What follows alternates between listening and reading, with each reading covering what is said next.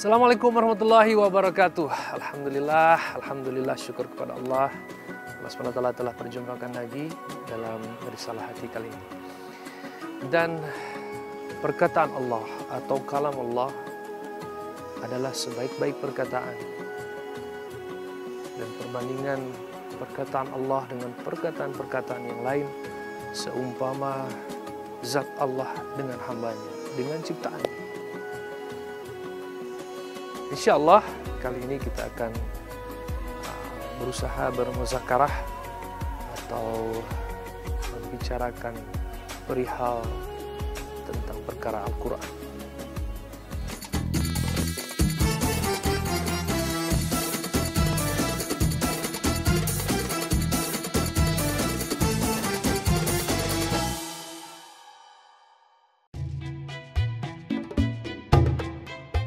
Al-Quran berasal dari bahasa Arab yang berarti bacaan atau sesuatu yang dibaca berulang-ulang.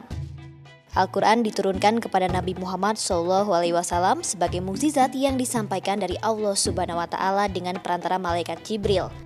Untuk itu, membaca Al-Quran merupakan salah satu bentuk ibadah kepada Allah Subhanahu wa Ta'ala. Al-Quran merupakan petunjuk bagi orang-orang yang beriman dan bertakwa. Di dalam Al-Quran terdapat rahmat yang besar dan pelajaran bagi orang-orang yang beriman. Al-Quran merupakan petunjuk yang dapat mengeluarkan manusia dari kegelapan menuju jalan yang terang. Al-Quran dimulai dengan surat Al-Fatihah serta ditutup dengan surat An-Nas.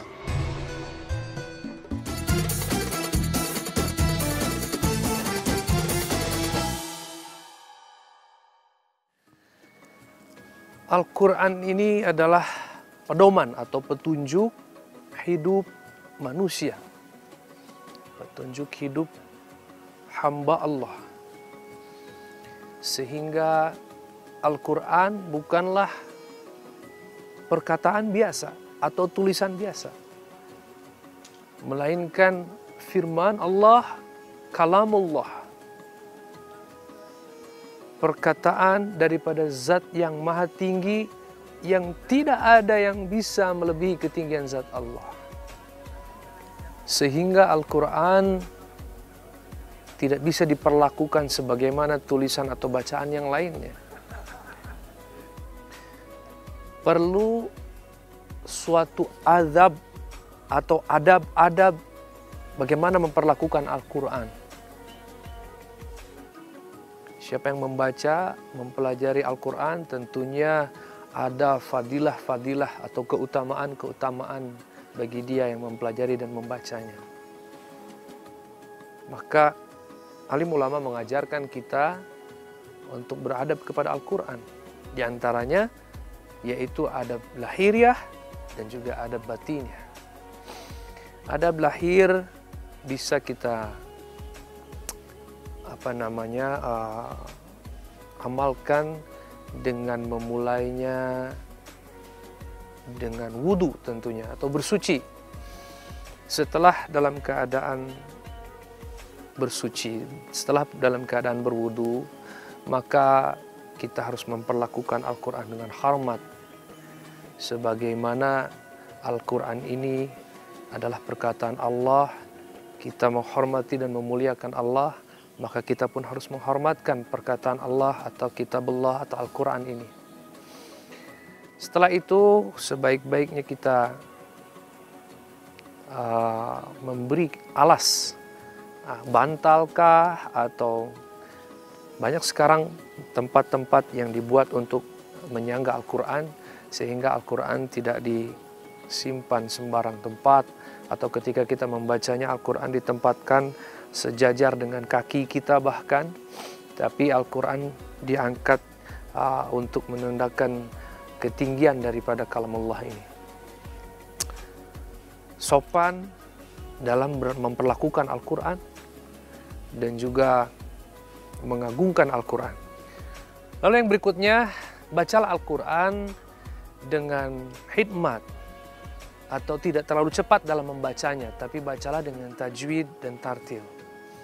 Tentunya perlu kita pelajari dan bertanya kepada ahlinya, kepada ustadz atau kepada seorang hafiz Quran. Dan berikutnya membaca Al-Quran berada dalam posisi biasanya diajarkan seperti duduk iftiras atau bersila. Nah, sebaik-baiknya duduk dengan iftiras. Jadi tidak sembarangan kita ketika membaca Al-Quran duduk sambil kaki ke atas atau dan sebagainya, sebagaimana kita membaca komik atau majalah, tapi memperlakukan Al-Quran dengan hormat. Yang dianjurkan adalah duduk dengan iftiras. Dan masih banyak lagi adab daripada adab lahiriah daripada membaca Al-Quran. Berikutnya mungkin kita bisa mengamalkan atau membaca Al-Quran dengan adab batiniah, yaitu mengagungkan Al-Quran ketika kita membacanya dan mengesankan di dalam hati kita setiap perkataan sehingga tidak ada keraguan ketika kita membacanya. La raiba fi, tidak ada keraguan dalam Al-Quran. Maka kita baca dengan penuh keyakinan dan membayangkan seolah-olah Allah sendirilah yang sedang membacakannya kepada kita, yang sedang berfirman kepada kita, dan kita yang sedang mendengarkan. Inilah adab batinnya. Lalu yang berikutnya, adab dalam memperlakukan Al-Quran secara batinnya. Ketika kita membaca ayat tentang rahmat Allah, maka dianjurkan kita untuk berbahagia. Ya, dianjurkan untuk berbahagia, mengesankan hati yang bahagia. Tapi sebaliknya ketika yang kita baca adalah adab atau ayat tentang azab, maka hendaknya kita merasa takut, merasa bersedih. Ketika kita membaca tentang ayat yang rahmat Allah, kemuliaan Allah, maka kita perlu membaca subhanallah, maha suci Allah, memuliakan Allah, mengagungkan Allah. Dan ketika kita membaca ayat tentang azab, maka kita pun perlu merasa takut dengan beristighfar kepada Allah dan mohon perlindungan daripada azabnya Allah Subhanahu wa taala. Begitu banyak bagaimana adab-adab atau cara-cara kita memperlakukan Al-Quran ketika kita membaca dan ketika kita mempelajarinya. Insya Allah semoga adab-adab yang barusan disampaikan cukup menambah ilmu kita untuk bagaimana kita memperlakukan dalam membaca dan mempelajari Al-Quran. Karena ulama katakan seseorang untuk menafsirkan Al-Quran, dia memerlukan minimal menguasai 15 daripada bab ilmu.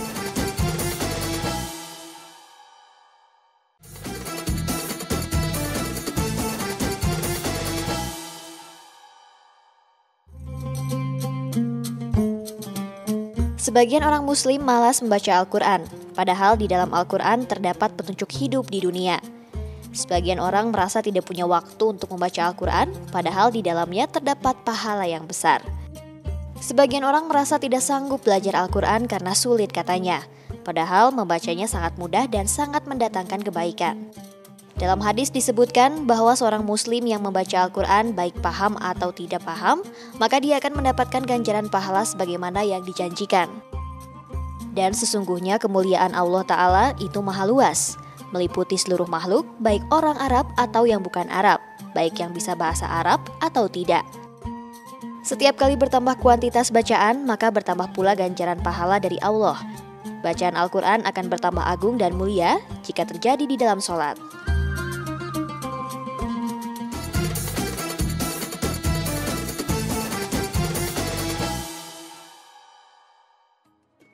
Begitu tinggi kemuliaan Al-Quran dan begitu banyak keutamaan, fadilah, pahala yang dijanjikan Allah Subhanahu wa taala kepada ahlul Quran. Bahkan Rasulullah SAW pernah bersabda dalam hadisnya yang maknanya kurang lebih Nabi katakan, Allah Subhanahu wa taala memiliki keluarga daripada kalangan manusia. Maka sahabat pun bertanya, siapakah yang disebut keluarga Allah ya Rasulullah? Maka Rasulullah katakan mereka adalah ahlul Quran. Orang-orang atau manusia yang senantiasa sibuk dalam mempelajari, membaca Al-Quran dan mengamalkan setiap isinya. Sungguh tinggi keutamaan daripada membaca Al-Quran.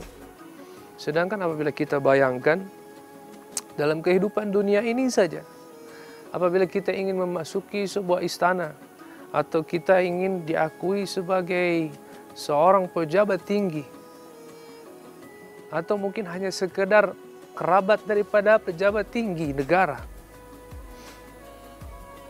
tentu kita akan buat pengorbanan yang besar. Bahkan mungkin mengorbankan perasaan malu, bahkan mungkin mengorbankan harta kita, bahkan mungkin mengorbankan segala sesuatu untuk mendapatkan sebuah derajat di dunia ini, dihormati karena kita bagian daripada keluarga seorang yang pejabat tinggi di dunia ini. Begitu mudahnya ketika kita ingin menjadi keluarganya Allah Subhanahu wa taala sebagaimana dijanjikan oleh Rasulullah sallallahu alaihi wasallam. Kita hanya perlu tawajuh dalam membaca dan mengamalkan, membaca, mempelajari, mengamalkan Al-Quran. Tentu kita akan mendapatkan bagian yang dijanjikan Rasulullah SAW, yaitu menjadi keluarganya Allah Subhanahu wa ta'ala. Bagaimana tidak? Al-Quran adalah perkataan daripada Allah Al-Khaliq yang maha menciptakan. Bukan sembarang perkataan. Dan tidak hanya itu, setiap orang yang membaca Al-Quran, dia akan mendapatkan penjagaan daripada Al-Quran itu sendiri. Bahkan tidak hanya di kehidupan dunia, tapi di kehidupan akhirat nanti. Dikatakan bahwa Al-Quran dapat menjadi pembela di yaumil akhir nanti di hadapan Allah Subhanahu wa ta'ala. Al-Quran akan berkata kepada Allah, "Ya Allah, berilah pakaian kepadanya." Maka Allah pun akan memberikan mahkota daripada sisi Allah SWT, sebuah mahkota yang subhanallah. Kita tidak bisa bayangkan pemberian daripada Allah SWT ini. Lalu Al-Quran pun akan meminta lagi kepada Allah, "Ya Allah, berikanlah pakaian kepadanya. Berikan lagi pakaian kepadanya Allah." Maka Allah pun akan memberikan ya pakaian kemewahan. Subhanallah. Dan Al-Quran akan kembali meminta kepada Allah, "Ya Allah, ridhoilah ia." Dan Allah pun akan ridho kepadanya, kepada ahlul Quran. Siapa yang tidak mau mendapatkan ridho Allah Subhanahu wa ta'ala di yaumil akhir, di hari akhirat? Manakala kiamat datang, yang tidak ada penolong selain dari penolong Allah. Tidak ada yang bisa memberikan ridho kecuali ridho Allah. Dan ahlul Quran, dia akan mendapatkan ridho Allah Subhanahu wa ta'ala.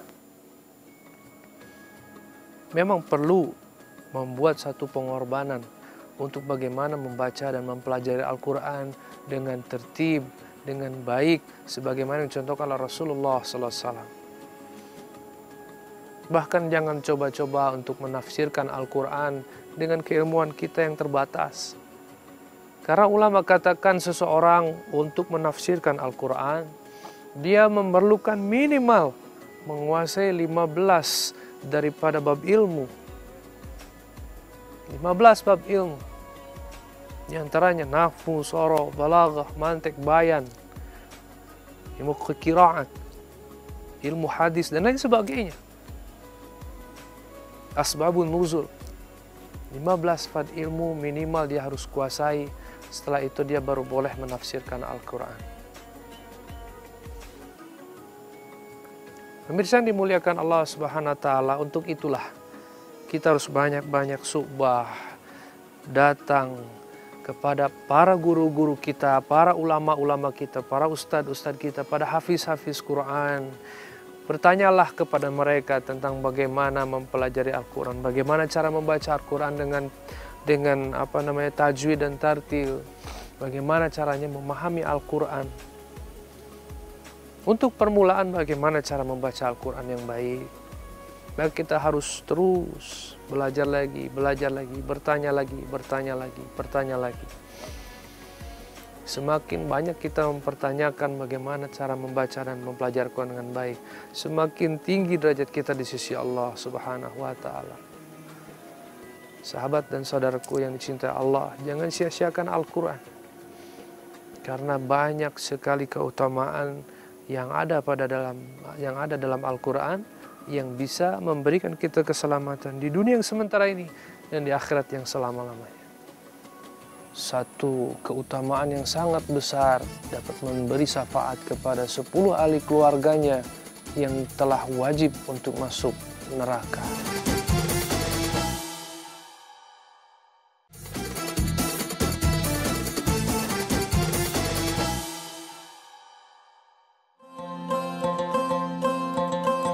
Cahaya yang akan menerangi perjalanan hidup seorang hamba dan menuntunnya menuju keselamatan adalah cahaya Al-Quran dan cahaya iman. Keduanya dipadukan oleh Allah Subhanahu wa Ta'ala di dalam firman-Nya yang artinya, "Dahulu kamu Muhammad tidak mengetahui apa itu Alkitab dan apa pula iman. Akan tetapi kemudian kami jadikan hal itu sebagai cahaya yang dengannya kami akan memberikan petunjuk siapa saja di antara hamba-hamba kami yang kami kehendaki." Quran Surat Asy-Syura ayat 52. Allah Subhanahu wa Ta'ala berfirman, "Sesungguhnya Al-Quran ini menunjukkan kepada urusan yang lurus dan memberikan kabar gembira bagi orang-orang yang beriman, yang mengerjakan amal soleh, bahwasannya mereka akan mendapatkan pahala yang sangat besar." Oleh sebab itu, merenungkan ayat-ayat Al-Quran merupakan pintu gerbang hidayah bagi kaum yang beriman. Ibnu Abbas radhiyallahu anhu berkata, Allah memberikan jaminan kepada siapa saja yang membaca Al-Quran dan mengamalkan ajaran yang terkandung di dalamnya, bahwa dia tidak akan tersesat di dunia dan tidak celaka di akhirat.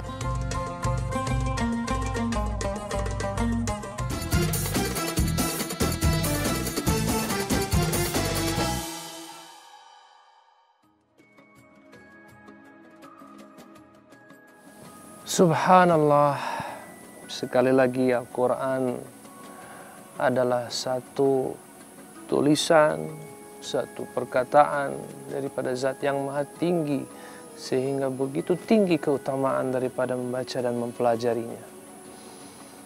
Dikatakan bahwa barang siapa mempelajari Al-Quran dan menghafalnya, dan dia dalam keadaan jujur dan dapat dipercaya, maka di hari akhir nanti Allah akan memberikannya satu keutamaan yang sangat besar, yaitu dia dapat memberi syafaat kepada 10 ahli keluarganya yang telah wajib untuk masuk neraka. Subhanallah, begitu tinggi keutamaannya. Namun pemirsa yang dimuliakan Allah Subhanahu wa Ta'ala, ketika seseorang mencintai seorang kekasihnya, maka dia pun akan mudah untuk mentaati apa yang diinginkan oleh kekasihnya tersebut. Satu di antaranya, dia akan senang sekali, bahagia, penuh perasaan ta'zub, penuh perasaan senang, penuh konsentrasi, fokus membaca surat-surat daripada kekasihnya dengan perasaan begitu gembira, menghayati setiap perkataannya, merenungkan setiap isi dan makna daripada kalimatnya. Begitu juga dengan manusia atau hamba Allah. Seorang hamba Allah akan dapat memahami Al-Quran, akan dapat memperlakukan Al-Quran sebagaimana yang diinginkan Allah, akan dapat memaknai Al-Quran, akan dapat memperlakukan Al-Quran sebaik-baiknya sesuai dengan adab yang diajarkan, apabila dia mencintai Allah di dalam kehidupannya, di dalam hatinya. Maka perkara iman adalah perkara yang terpenting. Siapa yang dia beriman kepada Allah, dia mengagungkan Allah, dia mengakui bahwa tidak ada ilah selain daripada Allah di dalam hatinya, mencintai Allah sebagaimana agungnya Allah, meninggikan Allah sebagaimana tingginya Allah, mengagungkan Allah sebagaimana agungnya Allah, memuliakan Allah sebagaimana mulianya Allah, maka dia pun akan mudah bagaimana menghayati setiap perkataan atau firman daripada Allah Subhanahu wa Ta'ala. Dia akan mudah mempelajari Al-Quran, dia akan mudah membaca Al-Quran, dia akan bersemangat dalam membaca dan mempelajarinya, dan bahkan dia akan bersemangat dalam mengamalkan setiap isi daripada Al-Quran yang dia baca dan pelajarinya. Begitu banyak keutamaan Al-Quran, begitu banyak kelebihan Al-Quran, begitu banyak ilmu tentang Al-Quran yang sangat bermanfaat untuk kita manusia sebagai hamba Allah. Sayang sekali saya tidak bisa sampaikan seluruhnya karena kebodohan diri saya sendiri, keterbatasan ilmu yang saya miliki, dan juga keterbatasan waktu yang kita miliki. Semoga kita dapat mengambil pelajaran. Semoga muzakarah atau pertemuan yang singkat ini menjadi jazbah untuk kita, untuk diri saya pribadi khususnya, dan untuk pemirsa yang menyaksikan, untuk menjadi penyemangat agar kita lebih mau lagi mempelajari Al-Quran, membacanya setiap suasana dan keadaan, setiap hari-hari, di pekerjaan, di rumah, di ladang, di kantor, dimanapun kita berada. Membaca, mempelajari dan memahami Al-Quran, lalu mengamalkannya. Semoga Allah beri kita faham dan kekuatan dan juga kemudahan. Akhirnya, mari kita sama-sama berdoa kepada Allah Subhanahu wa Ta'ala, karena hanya daripada Allah taufik, hidayah, kekuatan agar kita bisa membaca, mempelajari Al-Quran, bahkan mengamalkannya. Namun apabila Allah tidak berikan kita hidayah, Allah tidak berikan kita taufik, apa yang bisa kita lakukan? Siapa kita? Kita tidak punya kekuatan apa-apa, bahkan hanya untuk membaca Al-Quran saja. Mintalah kepada Allah agar Allah mudahkan kita untuk membaca Al-Quran di setiap kehidupan kita. A'udzubillahi minasyaitonirrajim. Bismillahirrahmanirrahim. Alhamdulillahirabbil alamin. Hamdan yafi ni'maika fi mazidah. Ya Rabbana walakal hamdu kaman bagil zalali wasikal karim wa azim sultan. Allahumma shalli ala sayyidina Muhammadin wa ala ali sayyidina Muhammad. Ya hayyu ya qayyum ya arhamar rahimin. Ya hayyu ya ghafurur rahim. Ya Allah, ya Malik, ya Allah, ya Khaliq. Ya Rabb, ampunilah kami ya Allah yang terlalu jauh meninggalkan Al-Quran ya Allah. Yang telah lama kami menjauhi Al-Quran. Jarang sekali kami membacanya, apalagi untuk mengamalkan setiap isinya. Ya Rabb, ampunilah kami ya Allah. Berilah kami kekuatan, hidayah, taufik ya Allah, dan kemudahan daripada Engkau ya Allah, agar kami ya Allah menjadi hamba-hamba-Mu yang cinta kepada Al-Quran, yang mudah membaca dan mempelajari Al-Quran, bahkan untuk mengamalkannya. Jadikanlah kami ahli-ahli Quran ya Allah. Dan ya Allah, jadikanlah Al-Quran sebagai pembela kami nanti ya Allah, setelah kematian kami, di kubur kami, di mahsyar, di akhirat-Mu ya Allah. Jadikanlah Al-Quran sebagai pembela kami di saat tidak ada pembela-pembela yang lain daripada pembelaan-Mu ya Rabb. Ya Arhamar Rahimin, Ya Arhamar Rahimin, jadikanlah Al-Quran sebagai pemberi syafaat bagi kami di yaumil akhir nanti ya Allah. Ya Arhamar Rahimin, jadikanlah anak keturunan kami sebagai ahli-ahli Al-Quran. Jadikanlah mereka sebagai hafiz-hafiz Quran. Ya Arhamar Rahimin, kabulkanlah doa kami ya Rabb. Rabbana zalamna anfusana wa lam taghfir lana wa tarhamna lanakunanna minal khasirin. Rabbana atina fid dunya hasanah wa fil akhirati hasanah wa qina adzabannar. Subhana rabbika rabbil izzati amma yasifun. Wassalamun alal mursalin. Walhamdulillahi rabbil alamin. Alhamdulillah, itu saja mungkin bisa saya sampaikan. Mohon maaf atas segala kekurangan dan kebodohan. Segala perkara yang baik pasti datang daripada Allah Subhanahu wa Ta'ala. Saya pamit undur diri. Wassalamualaikum warahmatullahi wabarakatuh.